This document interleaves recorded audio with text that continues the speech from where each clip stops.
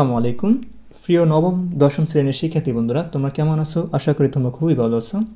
প্রিয় শিক্ষার্থী বন্ধুরা, যারা এইবার নবম শ্রেণীতে আছো তাদের জন্য গণিত বই পুরাটা থাকবে।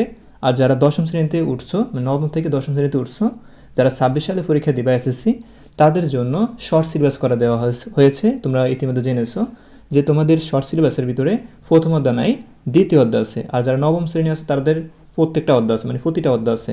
ঠিক আছে? তো এখানে নবম এবং দশম শ্রেণীর সবার জন্য ভিডিও করা। তোমরা চাইলে নবম শ্রেণী যারা আছো তারা দ্বিতীয় অধ্যায় দেখতে পারো। ঠিক আছে? এই ভিডিওটি তোমরা দেখতে পারো। দেখো প্রিয় শিক্ষার্থী বন্ধুরা, সেট ও ফাংশন, সেট অ্যান্ড ফাংশন। দেখো এই অধ্যায় আছে সেট। এখানে আমাদের এমসিকিউ তো থাকবেই। তো আমরা মেন বই ভালো করে পড়বো। যারা মেন বই ভালো করে পড়বে তাদের এসএসসির রেজাল্ট অনেক ভালো হবে। কারণ কি, মেন বই থেকে তোমাদের এমসিকিউ করা হবে, মেন বই থেকে তোমাদের সংক্ষিপ্ত প্রশ্ন করা হবে। ঠিক আছে? দেখো এখানে সেট শব্দটি আমাদের সুপরিচিত, যেমন ডিনার সেট, স্বাভাবিক সেট, মূলদ সংখ্যার সেট ইত্যাদি। আধুনিক হাতিয়ার হিসেবে সেটের ব্যবহার ব্যাপক। জার্মান গণিতবিদ জর্জ ক্যান্টর, 1845 সালে জন্মগ্রহণ করছে এবং 1918 সালে তিনি মৃত্যুবরণ করছে। সেট সম্পর্কে প্রথম ধারণা মানে ব্যাখ্যা করেন। তিনি অসীম সেটের ধারণা প্রদান করে গণিত শাস্ত্রের আলোড়ন সৃষ্টি করেন এবং তার সেটের ধারণা সেট তত্ত্ব নামে পরিচিত।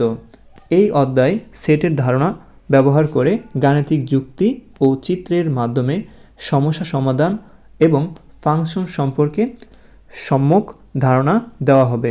প্রিয় শিক্ষার্থী বন্ধুরা, এখানে গুরুত্বপূর্ণ কিন্তু পড়া আছে। এখানে জার্মান গণিত, এটা তোমরা মুখস্থ করবা। এখানে তারপরে সেট সম্পর্কে শুনে এখানে এই প্রথম লাইনটা খুবই গুরুত্বপূর্ণ আমার কাছে মনে হচ্ছে, ভালো করে মুখস্থ করে নিবা। ঠিক আছে? তারপরে দেখো এখানে আমরা যদি যাই যে সেট, এখন আসো সেট কি। এখানে গুরুত্বপূর্ণ একটা মুখস্থের পড়া আছে। তোমাদের প্রশ্ন করতে পারে সেট কাকে বলে। তো তোমরা এই লাইনটা লিখবা। ঠিক আছে? সেট কাকে বলে, এই দেখছো সেট কাকে বলে। সেট মানে বাস্তব বা চিন্তা জগতের সুসংখ্যায়িত বস্তুর সমাবেশ বা সংগ্রহকে কী বলে বলো তো? সেট বলে। একটু দাগে মুখস্থ করে নিবা। ওকে, আশা করি বুঝতে পেরেছো। তারপর দেখো এখানে যেমন নবম দশম শ্রেণীর বাংলা, ইংরেজি ও গণিত বিষয়ের 3টি পাঠ্য বইয়ের সেট। প্রথম 10টি বিজোড় স্বাভাবিক সংখ্যার সেট, পূর্ণ সংখ্যার সেট, বাস্তব সংখ্যার সেট ইত্যাদি। সেটকে সাধারণত ইংরেজি বর্ণমালায় বড় হাতের অক্ষরে লিখতে হয়। যেমন তোমাদের প্রশ্ন থাকতে পারে সেটের প্রথম মানে ইংরেজির সেটকে সাধারণত ইংরেজি বর্ণমালার কী হাতে লিখতে হয় বলো তো? বড় হাতের অক্ষর লিখতে হয়। যেমন ABC, তারপরে লিখতে পারো তোমরা XYZ, এগুলো কিন্তু সব বড় হাতের। ওকে, আশা করি বুঝতে পেরেছো। যেমন এখানে 2, 4, 6 সংখ্যার 3টি সেট। যদি আমরা 2, 4, 6কে যদি সেটে ফোকাস করতে যাই, কী করতে যাই বলো তো? সেটে ফোকাস করতে যাই, তখন আমাদের কী লিখতে হবে? A ইকুয়াল সেট লিখতে হলে, মানে সেটের অঙ্ক করতে হলে তোমাদের সেকেন্ড ব্র্যাকেট দিতে হবে এবং কমা দিতে হবে। প্রত্যেকটা উপাদানের পরে কী দিতে হবে? কমা দিতে হবে। যেমন সেট আমি A ধরেছি, তারপরে সেকেন্ড ব্র্যাকেট দিতে হবে, তারপরে 2, তারপরে হলো 4, তারপরে এখানে কি 2, 4, তারপরে কি 6 বলছে, তো 6, তারপরে আমরা সেকেন্ড ব্র্যাকেট দিয়ে আটকে দেবো। তো এখানে যে 2 দেখতেছো, 4 দেখতেছো, তারপরে 2 দেখতেছো, 4 দেখছো, হ্যাঁ, তারপর 6 দেখতেছো, এগুলো কি বলো তো? এগুলো তোমার উপাদান। এগুলোর কি বলে বলো তো? উপাদান বলা হয়। ঠিক আছে? এই যে 2, 4, 6 এগুলো একটা উপাদান, একটা উপাদান, দুইটা, তিনটা উপাদান এখানে। ঠিক আছে? তো এই সেটের কয়টা উপাদান বলো তো? 3টা উপাদান। ওকে, আশা করি তোমরা বুঝতে পেরেছো। আমি তোমাদের সুন্দর করে বুঝিয়ে দিব, তোমরা মনোযোগ দিয়ে ভিডিওটি দেখো। ভিডিও দেখলে ইনশাআল্লাহ তোমাদের কোনো স্যারের কাছে ফেরার পড়া লাগবে না, আশা করি আমি। তারপর দেখো এখানে সেট, দেখো সেটের প্রত্যেক বস্তু বা সদস্যকে সেট উপাদান বলে। যেমন এখানে সেটের যে প্রত্যেক বস্তু, হ্যাঁ, বা সদস্য, এগুলো এই যে 2, 4, 6 এগুলো কিন্তু সদস্য। এই সদস্যকে সেটের উপাদান বা এলিমেন্ট বলা হয়। ইংলিশে কী বলা হয়? এলিমেন্ট বলা হয়। ঠিক আছে? এগুলো দাগে নিবা। সেটের প্রত্যেক আমি দাগে দিতেছি তোমাদেরকে। এই যে এখান থেকে এখান থেকে এই পর্যন্ত দাগে নিবা। ওকে, এগুলো এমসিকিউতে আসবে কিন্তু। তারপর দেখো এখানে কী বলছে? যেমন B ইকুয়াল আমরা লিখতে পারি। এগুলো কিন্তু যে দেখো ভিতরে কিন্তু উপাদান। আমরা জানি সেটকে, মানে একে বুঝতে হবে তোমার, সেটকে আমরা A, B, C দ্বারা প্রকাশ করতে পারবো। কিন্তু ভিতরে যে উপাদানগুলো আছে না, উপাদানের সেকেন্ড ব্র্যাকেটের ভিতরে যেগুলো থাকবে এগুলোর বলা উপাদান। এই উপাদানগুলো তোমার কিন্তু বড়াতে লেখা যাবে না, ছোটতে লিখতে হবে। A, B, বুঝছো? তারপর কমা C এরকম লেখা যাবে, তারপর সেকেন্ড ব্র্যাকেট দিয়ে আটকে দিতে হবে। ঠিক আছে। তো এখানে দেখো এই বি একটা সেট ইকুয়াল এ কমা বি হলে বি সেটের উপাদান, বি সেটের উপাদান কি বলতো? আমরা তো জানি বি সেটের উপাদান, উপাদান মানে কোথা থাকে বলতো? সেকেন্ড ব্র্যাকেটের ভিতরে থাকে। দেখেন এই সেকেন্ড ব্র্যাকেটের ভিতরে কি আছে বলতো? এ এবং বি আছে। তো এ এবং বি উপাদান, তো বি সেটের উপাদান কি? এ এবং বি। তো দেখো এখানে বলছে কি উপাদান প্রকাশকে চিহ্ন, দেখো এই চিহ্ন দ্বারা কিন্তু উপাদান বলা হয়, যে দেখো দেখছো এই যে ইর মতো, ঠিক আছে, একটু এরকম, এটাকে বলা হয় উপাদান। এটার কি বলে বলতো? উপাদান। এটার আরেকটা নাম কি বলতো? বিলংস টু, কি বলতো? Sorry, element. এটার আরেকটা নাম কি বলতো? এলিমেন্ট বলা হয়, ঠিক আছে। ওকে, তারপর দেখো এটা আরেকটা নাম হলো এলিমেন্ট, এটার আরেকটা নাম হলো বিলংস টু, ঠিক আছে। আশা করি বুঝতে পেরেছো। তো এই উপাদানকে কি বলা হয়? বিলংস টু বলা হয়, এলিমেন্ট বলা হয়। ওকে, যেটা বলো তুমি। এখন আসো, তো এর মতো দেখতে এটা কি বলা হয় বলো তো? Belongs to. তো a belongs to b, a belongs to b এবং ফরা হয়, এ বিলংস টু বি ফরা হয়, ঠিক আছে। দেখো এ বি এর সদস্য, এ কি বলতো? কার সদস্য বলতো? এ হলো বি এর সদস্য, তো এ বিলংস টু বি বলতে হবে। তার দেখো বি বিলংস টু বি মানে হলো বি এর, দেখো এখানে কি বলছে? বি বিলংস টু বি এবং ফরা হয় বি বি এর সদস্য, মানে কি বি সেটের সদস্য কে বলতো? বি। তো বি সেটের সদস্য কি বলতো? এ। তো বি সেটের সদস্য কে বলতো? এ। বি সেটের সদস্য যদি থাকতো রহিম, করিম, তো আমরা লিখতাম কি? বি সেটের সদস্য হলো রহিম, বি সেটের সদস্য হলো করিম, বুঝছো? তো এখানে কি লিখছে? বি বিলংস টু এবং ফরা হয় বি কমা বি এর সদস্য বি বিলংস টু বি। আশা করি বুঝতে পেরেছো। তারপর দেখো এখানে উপরের বি সেটের সি উপাদান নেই, এখানে কি বি সেটের উপাদান কি সি আছে? এখানে এ আর বি দিছে, সি কি দিছে? না, সি দেয় না, সেজন্য সি কি উপাদান হবে? না, হবে না। ওকে, তো বি সেটের উপাদান, বি সেটে সি উপাদান নেই। ওকে, এখন কি বলা যাবে? C belongs to B. আচ্ছা, তোমাদের এটা ভালো করে বুঝিয়ে দিই, তোমাদের আমি একটা জিনিস বুঝাই। যেমন এরকম যদি দিতাম, আমি মনে করো আমি দিতাম যদি এখানে বি, ঠিক আছে, সেকেন্ড ব্র্যাকেট দিয়ে কি লিখলাম? 1 2, ঠিক আছে। তো আমি লিখলাম এ বি সেটের সদস্য কি বলতো? 1। এ বি সেটের সদস্য কি বলতো? 2।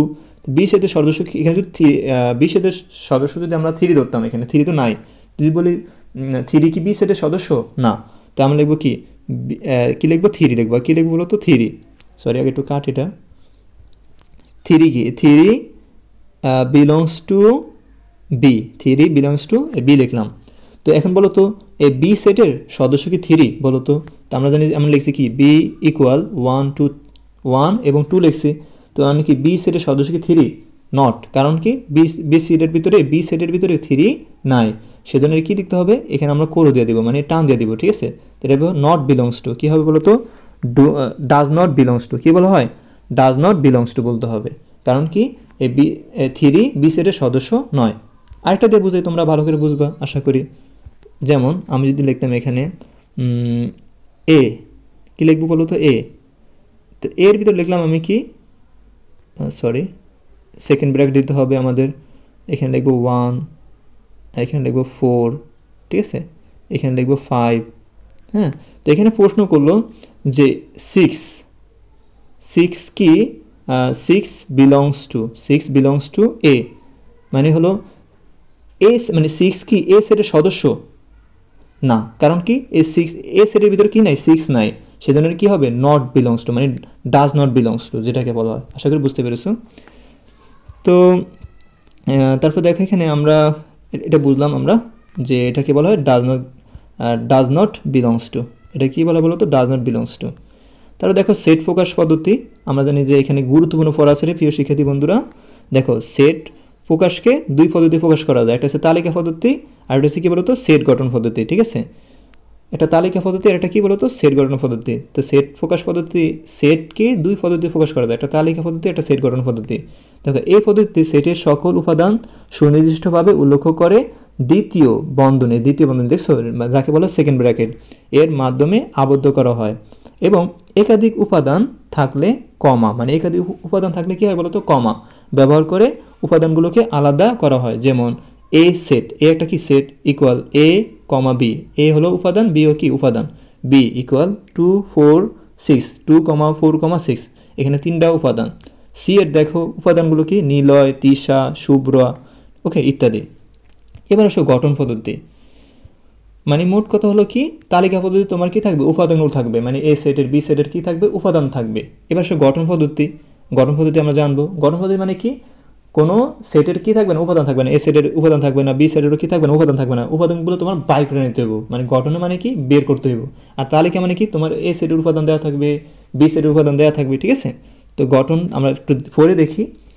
এ পদ্ধতিতে সেটের সকল উপাদান সুনির্দিষ্ট উল্লেখ না করে উপাদান নির্ধারণের জন্য সাধারণ ধর্মের উল্লেখ থাকে, যেমন এ ইকুয়াল এক্স জেনয়। দেখো এটা কি বলতো, এই যে সাপের মতো বুন্ডুরি দেখতেছো, এটাকে কি বলা হয় যে সাপের চোখ দিলে যে বুটটাগুলো হয়, মানে যে দাগগুলো হয়, এটাকে বলা হয় বিলংস, সরি এটাকে জেনো বলা হয়, ঠিক আছে। বলতে পারো সাজ দ্যাট অথবা জেনো বলতে পারো, ঠিক আছে। দেখো এক্স বিলংস, সরি এক্স জেনো অথবা বলতে পারো এক্স সাজ দ্যাট এক্স স্বাভাবিক বিজোড় সংখ্যা। আচ্ছা, বি ইকুয়াল মানে বি সেটের গঠন হলো তোমার সেকেন্ড ব্র্যাকেট এক্স জেনো এক্স নবম শ্রেণীর প্রথম 5 জন শিক্ষার্থী ইত্যাদি। তো এখানে দেখো এই যে এই চিহ্নটা দেখছো, এই চিহ্নটাকে কি বলা বলো যেনো, সংক্ষেপে বলে যেনো অথবা সাজ দ্যাট বোঝায়, ওকে। যেহেতু এই পদ্ধতিতে সেট উপাদান নির্ধারণের জন্য শর্ত বা নিয়ম রুল দেওয়া থাকে, এই জন্য এই পদ্ধতিকে রুল মেথড বলা হয়। শিক্ষার্থী বন্ধুরা এগুলো কিন্তু খুবই গুরুত্বপূর্ণ, ভালো করে পড়ে নিও, হ্যাঁ। দেখো উদাহরণ 1 এবং উদাহরণ 2 এবং উদাহরণ 3 সমাধান করবো এই ভিডিওতে, ঠিক আছে।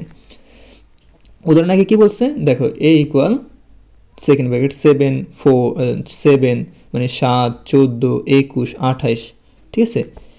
দেখো এখানে মানে সেটটিকে সেট গঠন পদ্ধতিতে প্রকাশ করো। দেখো এই সেট, এখন দেখো এই যে এ ইকুয়াল 7 মানে সরি 7, 14, 21, 28 এগুলো কিন্তু উপাদান দেওয়া আছে, মানে এই সেটের উপাদান দেওয়া আছে। আমি বলছিলাম যে কোনো সেটের যদি উপাদান দেওয়া থাকে তাকে কি বলে বলো তো, তালিকা পদ্ধতি বলা হয়। তো নিশ্চিত এটা তালিকা পদ্ধতি।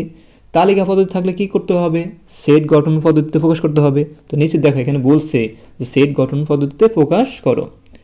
এখন আসো তো আমরা কি লিখবো, এই যে এ, এটা কি সেট না, তো লিখবো এ সেটের উপাদান সমূহ। এই সেটের উপাদান সমূহ কি এই যেগুলো আছে 7, 14, 21, 28 লিখবো আমরা, ঠিক আছে।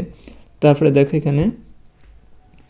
এখানে প্রত্যেকটি উপাদান দেখো এখানে 7 দ্বারা বিভাজ্য, মানে 7 দ্বারা বিভাজ্য মানে কি 7 গুণিতক, মানে 7 গুণিতক। যেমন 7 এর পর 14, 14 এর পর 21, দেখো 7 থেকে 7, 7 দুগুণে 14, 3 7 21, 4 7 28, মানে আমরা 7 গড় নামতা বললে কিন্তু আমরা এইগুলো কিন্তু এই উপাদানগুলো পেয়ে যাচ্ছি। তো সেজন্য কি লিখছে এখানে 7 গুণিতক এবং 28 বড় নয়। 28 কি নয় বলো তো, বড় নয়। 7 গুণিতক 28 বড় নয়। তো এ ইকুয়াল এক্স জেনো এক্স 7 গুণিতক, এটা 7 গুণিতক না। আচ্ছা আরেকটা কথা বলি, তোমাদের গুণিতক বুঝতে হবে। 3 গুণিতক মানে কি, 3 গুণিতক যদি বলতো 3 গুণিতক মানে 3 একে 3, 3 দুগুণে 6, 3 3 9, মানে 3 করে নামতা ভরবা। গুণিতক বললেই নামতা ভরতে হবে, ওই নামতা ভরতে হবে যে যার গুণিতক বলবে। যদি বলো 2 গুণিতক তো 2 করে নামতা ভরবা, 2 একে 2, 2 দুগুণে 4, 3 দুগুণে 6 এরকম। যদি বলো 4 গুণিতক 4 করে নামতা ভরবা, 4 একে 4, 4 দুগুণে 8, 3 সেরা 12, 4 সেরা 16, এগুলো লিখতে হবে, ঠিক আছে। এবার আসো গুণিতক সম্পর্কে তোমরা বুঝছো, তো এবার আসো 7 গুণিতক মানে কি 7 করে নামতা ভরতে হবে, ওকে। তো 7 থেকে 7, 7 দুগুণে 14, 3 7 21, 4 7 28, আর কি যাওয়া যাবে না। তো এই 28 কি হবে না বলো তো, বড় হবে না, মানে বড় নয়। তো এ ইকুয়াল আমরা কি লিখতে পারি এক্স, মানে এক্স জেনো এক্স মানে সেকেন্ড ব্র্যাকেট এক্স জেনো এক্স 7 গুণিতক এবং 0, মানে 0 এর কি বলো তো, এই দেখো আরেকটা জিনিস এখানে শেখার বিষয় আছে, এই যে এখানে কিন্তু এই চিহ্নটা দেখতেছো, এই চিহ্নটা, এই দেখো এই চিহ্নটা দেখতেছো না তোমরা, এই যে দুইটা মুখ যেদিকে থাকবে সেই কিন্তু বড়, সে কি বলতো বড়, সে কি বলতো বড়।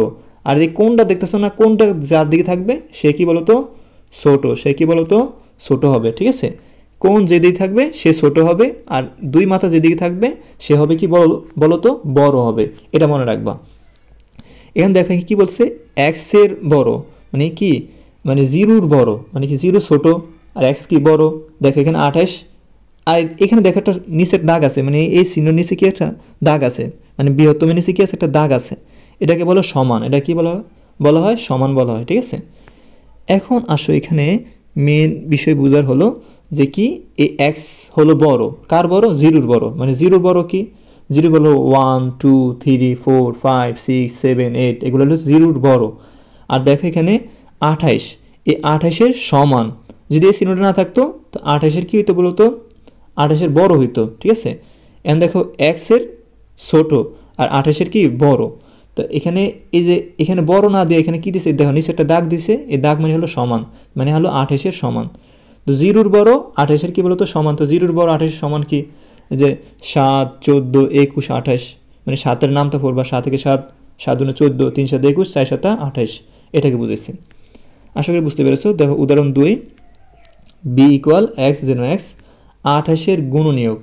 এবার আসো 28-এর গুণনীয়ক, এই সেটটিকে তালিকা পদ্ধতি প্রকাশ করতে বলছে। ওকে, এখন আসো এই 28-এর গুণনীয়ক আমরা কি করব, তালিকা পদ্ধতি প্রকাশ করব। তালিকা পদ্ধতি মানে কি বলতো, ভিতরে উপাদান থাকবে, ঠিক আছে, ভিতরে কি রাখতে হবে, উপাদান রাখতে হবে। তো আমরা কি করতে হবে, আমাদের মেন কাজ হলো এখানে এই 28-এর গুণনীয়ক, আমাদের 28-এর গুণনীয়ক ভাঙাইতে হবে। মানে 28-এর গুণনীয়ক মানে কীভাবে নির্ণয় করে, এই 28-কে আমরা ভাঙাবো, কী করবো ভাঙাবো, আমি এখানে দেখাইতেছি তোমাদেরকে, 28-এর ভাঙাই আমরা, ঠিক আছে। তো প্রথম আমরা 1 দ্বারা ভাঙাবো, তো 1 গুণ কত বলো তো 28, তারপর দেখো 2 দ্বারা যায় কিনা দেখো, 2 গুণ কত, 2-এর সাথে কত গুণ করলে 28 হবে বলো তো, 2-এর সাথে কত গুণ করলে 28 হবে বলো, 2-এর সাথে 14 গুণ করলে কত হবে বলো তো 28 হবে, 28 হবে, ঠিক আছে। এবার 3, 3-এর সাথে কত গুণ করলে, 3-এর সাথে কত গুণ করলে 28 হবে, 3 7 21, 4 7 28, 4 7 না, 3 7 হয় না, 3 দ্বারা যায় না, 4 দ্বারা যায়, 3 দ্বারা যাবে না, ঠিক আছে, 3 দ্বারা 28-এর ভাগ করা যায় না। দেখি আমরা 4 দ্বারা ভাগ করতে পারি কিনা, 4 একে 4, 4 দুনে 8, 3 4 12, 4 4 16, 4 5 24, 4 24, 4 7 28, 4 আর 1 7 যায়, 4 7 28, 5 দ্বারা যায়, 5 না 5 দ্বারা দেবো না, 6 কে 6, 14 বা 318, 4 24, 5 6 30, না 7 থেকে 7 আর যায় না, তো 7 থেকে দেখো 7 থেকে 7, 7 থেকে 7, 7 দুনে 14, 3 7 21, 4 7 28, 7 দ্বারা তো আমি নিয়েছি, একবার নিলে কিন্তু বারবার নেওয়া যাবে না, ঠিক আছে। তারপরে দেখো এখানে আমরা তার আর যাইব না এই পদ্ধতি, ঠিক আছে, এখানে আর যাবে না। এখন দেখো এখানে কথা হলো আমরা কি পেয়েছি বলো তো, আমরা 1 পেয়েছি, কি পেয়েছি, তো এই 28-এর গুণনীয়ক কি পেয়েছি, 1 পেয়েছি, আমরা ছোটো থেকে বড় করে নেব, ঠিক আছে, 1 নিব, 2 নিব, তারপর 4 নিব, তো 1 2 4, তারপর নিব 7, তারপর 14, তারপর 28, দেখো এখানে এই যে 1 2 4 7 14 28 এই করে নেওয়া হয়েছে। এটা হলো কি বলো তো 28-এর গুণনীয়ক, 28-এর গুণনীয়ক। যদি বলতো তোমার 10-এর গুণনীয়ক, তখন তুমি কীভাবে বের করতে, 10-এর গুণনীয়ক, তো 10-কে ভাঙাই দাও তুমি, তো 1 দ্বারা 10-কে গুণ করা যায়, 10 একে 10, 2 দ্বারা কত গুণ করলে 10 হইব, 5 গুণ করলে কত হইব 10 হইব, আর তো যাইব না, আর যাইব, আর কোনো কিছু দিয়ে ভাঙানো যায়, যায় না। তো এখানে 10-এর গুণনীয়ক কী হবে বলো তো, 1 2 5 10। আশা করি বুঝতে পেরেছো। আরও তো আছে, আরও তো অঙ্ক আছে, আরও ভালো করে বুঝতে পারবা। প্রথম তোমাদের অধ্যায় তো প্রথম অঙ্ক, তো তোমরা একটু বুঝতে তো কষ্ট হতে পারে, আর তোমরা কিন্তু 9-এ কিন্তু করছো এই অঙ্কটা, এই সেটের অঙ্কগুলো করছো, আশা করি তোমরা বুঝবা, আর না বুঝতে সমস্যা নাই, কন্টিনিউ ভিডিও দেখো, বুঝতে পারবো আশা করি। তো এবার আসো, তো আমরা এই 28-এর গুণনীয়ক কী পেয়েছি, যে এগুলো পেয়েছি, সুতরাং বি সেটের হলো উপাদান হলো কি 1 2 3 4, 1 2 4 7, তারপরে কি 40 আর 28, ঠিক আছে। তো আশা করি বুঝতে পেরেছো। দেখো উদাহরণ 3 কি বলছে, সি একটা সেট ইকুয়াল এক্স যেন এক্স ধনাত্মক পূর্ণ সংখ্যা। আচ্ছা ধনাত্মক মানে কি বলতো, বুঝতে হবে, ধনাত্মক মানে হলো প্লাস, মাইনাস হবে না। পূর্ণ সংখ্যা মানে কি, আমাদের পূর্ণ সংখ্যা মানে হলো 1 2 3 4 5 6 7 8 9 10, -1 -2 -3 এগুলো হয় পূর্ণ সংখ্যা, কিন্তু এখানে ধনাত্মক বলছে, মানে ধনাত্মকগুলো নিতে হবে, মানে প্লাসেরগুলো নিতে হবে, 1 2 3 4 5 এগুলো নিতে হবে, ঠিক আছে, মানে 1 2 3 4 তারপরে 5 এগুলো নিতে হবে, ঠিক আছে। তো ধনাত্মক পূর্ণ সংখ্যা নিতে বলছে, তো এক্স স্কোয়ার মানে হলো এক্স স্কোয়ার, আর এখানে 18-র কী হবে বলো তো, বড় হবে, 18-র বড় হবে, ঠিক আছে। তো এখানে আমরা জানি যে এই এক্সের কী হবে, এই এক্সের ছোটো হবে, ঠিক আছে। তো এখানে দেখি আমরা কি বলছে, সেটটিকে তালিকা পদ্ধতি প্রকাশ করো, তো আমাদের তালিকা পদ্ধতি প্রকাশ করতে হবে। তার আগে আমাদের কি নিতে হবে, ধনাত্মক পূর্ণ সংখ্যা আগে আমাদের নিতে হবে। ধনাত্মক পূর্ণ সংখ্যা কি 1 2 3 4 5, এটা নিলাম। এখন আসো এখানে আমরা এক্স ইকুয়াল টু, যে এখানে এক্স স্কোয়ার আছে না, তো আমরা কী ধরবো, এক্স ইকুয়াল টু কী ধরবো, 1 ধরবো, এই যে এখানে 1 ধনাত্মক সংখ্যা 1 2 3 এগুলো ধরবো। তো এক্স ইকুয়াল টু 1 হলে, তো এই এক্সের ফ্রে মানে এই এক্স স্কোয়ার, এখানে এক্সের ফ্রে স্কোয়ার আছে না, তো এক্সের ফ্রে কি স্কোয়ার দিব, ইকুয়াল এক্স মানে কি ধরছি আমরা 1 ধরছি না, তো 1 ফ্রে কি দিব স্কোয়ার দিব, 1 ফ্রে স্কোয়ার দিলে কী হয় 1 হয়। ওকে আশা করি বুঝতে পেরেছো। তারপরে তো এক্স ইকুয়াল টু 2, এবার কি আসে বলো 2, তো এক্স ইকুয়াল টু 2 হলে তো এক্স স্কোয়ার লিখবো ইকুয়াল, তো এক্স মানে কি বলতো 2, 2 এর কি দিব স্কোয়ার দিব, তো 2 এর স্কোয়ার দিলে কি হয় 4 হয়। এবার আসো এবার ধরবো কি 3 ধরবো, তো এক্স ইকুয়াল টু 3 হলে তো এক্স স্কোয়ার, তো এক্স মানে কি বলতো 3 এর কি হবে স্কোয়ার, 3 স্কোয়ার হলে 9। এবার ধরবো 4 মানে এক্স এর 4, এক্স ইকুয়াল টু 4 হলে তো এক্স এর স্কোয়ার আছে, তো এক্স মানে কি 4, তো 4 এর স্কোয়ার দিলে 4 4 16 হয়। এবার আসো 5, এক্স ইকুয়াল টু 5 হলে তো আমরা এক্সকে কী ধরছি 5 ধরছি, তো এক্স ইকুয়াল টু আমরা কী দিম এই এক্সের পরিবর্তে আমরা 5 দিমু, 5 এর স্কোয়ার দিমু, তো ফার্স্ট পাশা কী হয়েছে বলো তো 25। দেখো 18 চেয়ে বড় হয়ে গেছে, 18 চেয়ে বড় হয়ে গেছে মানে কি 18 চেয়ে ছোটো হইতে হইব, মানে 18 চেয়ে কী হইতে হবে তোমার ছোটো হইতে হইব, 18 চেয়ে বড় হইলে হইব না কিন্তু, ঠিক আছে। তোমরা 18 চেয়ে ছোটো নিব, 18 চেয়ে ছোটো নিতে হবে। তো আমরা এই 25টা নিব না, কারণ কি এই 25 কী দ্বারা গেছে বলো তো ফার্স্ট দ্বারা গেছে, তো আমরা ফার্স্ট নেব না। তো দেখো এখানে বলছে কি শর্ত অনুসারে গ্রহণযোগ্য ধনাত্মক পূর্ণ সংখ্যা হবে 1 2 3 4, 5 হবে না। কেন 5 হবে না, কারণ 5 এর স্কোয়ার দিলে 25 হয়, এই 25 নেওয়া যাবে না, কারণ কি 25 18 চেয়ে বড়, আমরা জানি 18 চেয়ে বড় নেওয়া যাবে না, ঠিক আছে। তো এখানে নির্ণয়ের সেট সি ইকুয়াল 1 2 3 4, ঠিক আছে।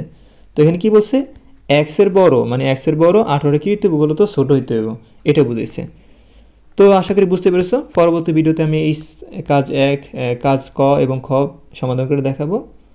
এতক্ষণ সাথে থাকার জন্য ধন্যবাদ। আসসালামু আলাইকুম।